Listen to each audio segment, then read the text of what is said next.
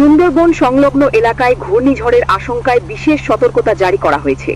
এ সময় নদীতে মাছ ধরা ও জঙ্গলে অবস্থান না করতে সকলকে অনুরোধ জানানো হয়েছে।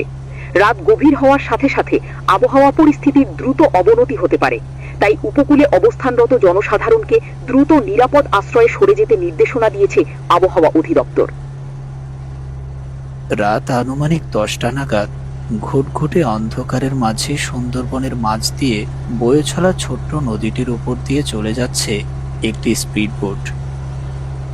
বোটটি চালাচ্ছেন বন বিভাগের একজন নিম্নস্তরের কর্মকর্তা কৌশিক। স্পিড বোটের ভেতরে গম্ভীর মুখ নিয়ে বসে আছেন পুলিশ অফিসার সুভাষিস ও বন বিভাগের বড় অফিসার মোহনবাবু।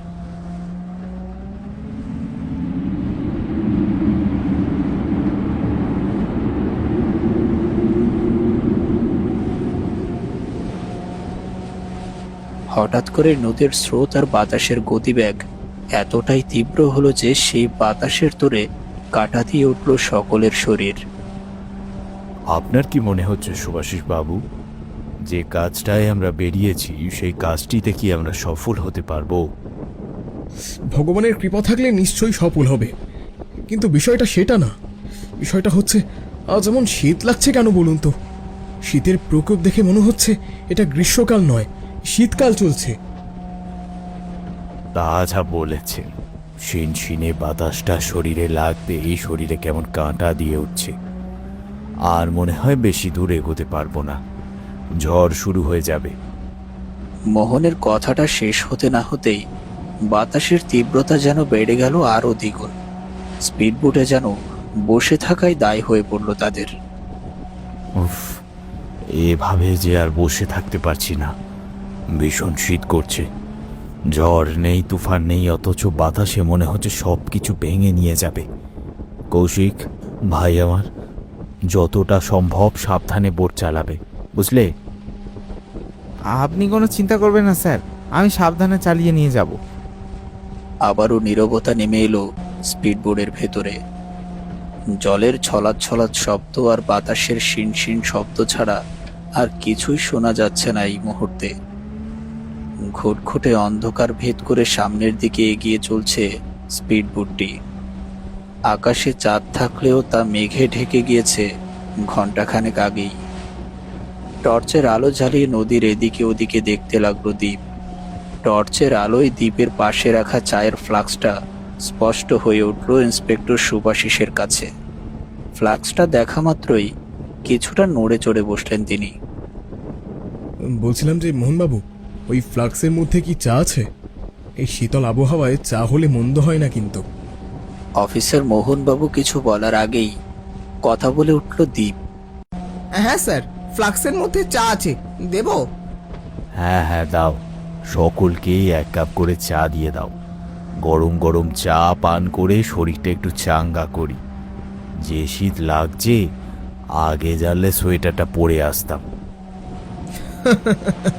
একদম আমার মনের কথা বলে দিলেন।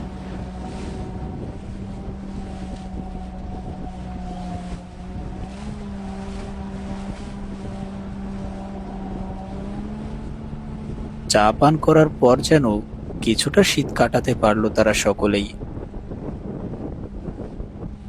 স্পিড বোটটি ধীরে ধীরে জলের ঢেউ কেটে এগিয়ে যাচ্ছে সামনের দিকে।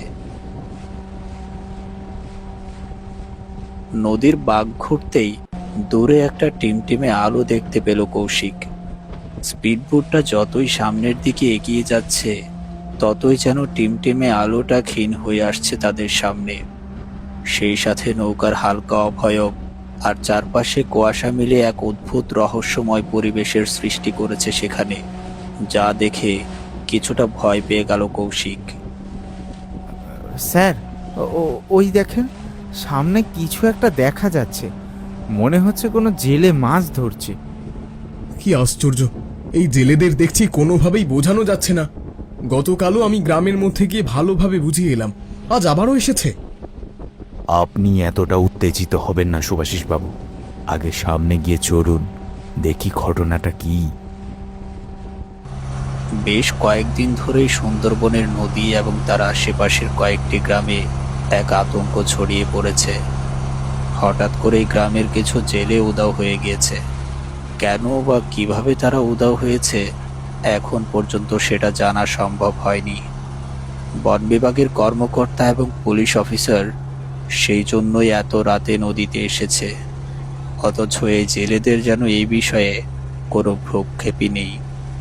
স্পিডবোটটি কাছাকাছি আসতেই কিছুটা ভয় পেয়ে গেল নৌকায় দাঁড়িয়ে থাকা নগেন।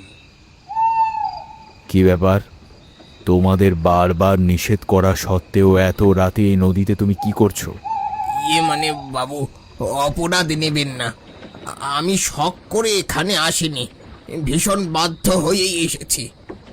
গতকালও এই নদীতে একজন জেলে নিখোঁজ হয়েছে, তারপরও তোমার কি এমন প্রয়োজন পড়লো যে তোমাকে নদীতে আসতে হলো? তুমি জানো তোমার এই অপরাধের জন্য তোমাকে আমি লকআপে পুরতে পারি। ইন্সপেক্টর সুভাশিসের ধমক শুনে ভয়ে হাউমাউ করে কেঁদে উঠল নগেন।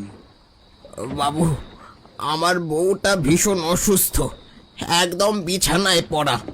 প্রতিদিন তার জন্য ওষুধ কিনতে আমার অনেক টাকা লাগে। আমার সংসারে রোজগার করার মতো আমি ছাড়া আর কেউ নেই, তাই বাধ্য হই আমি এখানে এসেছি। নগেনের কথাগুলো শুনে ভীষণ মন খারাপ হয়ে গেল সুভাষিস সহ বাকি সকলেরই। আচ্ছা আচ্ছা, ঠিক আছে, বুঝেছি। আর কান্নাকাটি করতে হবে না। আজকের মতো তোমাকে আমি ক্ষমা করে দিলাম। তবে তুমি এই মুহূর্তে বাড়িতে চলে যাবে। কিন্তু বাবু, আমি যে এখনো পর্যন্ত একটা মাছও ধরতে পারিনি।